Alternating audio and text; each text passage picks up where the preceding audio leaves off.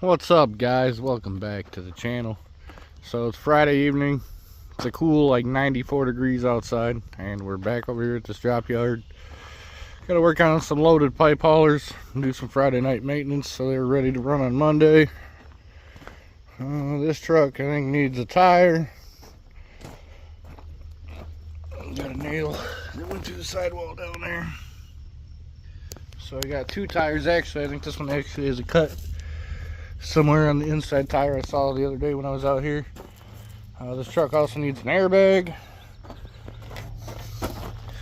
The base is all broken and bent, so we gotta straighten that base out and put a new airbag on this one. I think they're actually overnighting me an airbag because I'm having a hard time locating one up here. So they're gonna send me one from Texas. What else was there? I think there's a... Which truck is this? That's 99. You got 2278. Got another axle gasket leaking, so we're gonna pull this axle, get it cleaned up, and put a new gasket in there. Put that back together.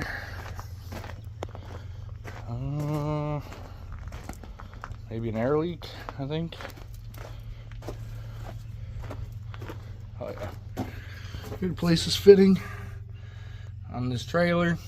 They marked it with a piece of white Teflon tape, and then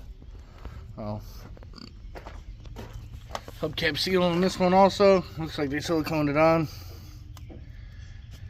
So we'll do that and get this one cleaned up. And really, I think that's all there is today. So if I can get that airbag by tomorrow, we'll be out here doing this airbag. But they're all loaded up, ready for Monday. So I guess we'll start jamming this out. This is just a short video. I'm not going to sit here and film all this. It's too hot. I got too much going on.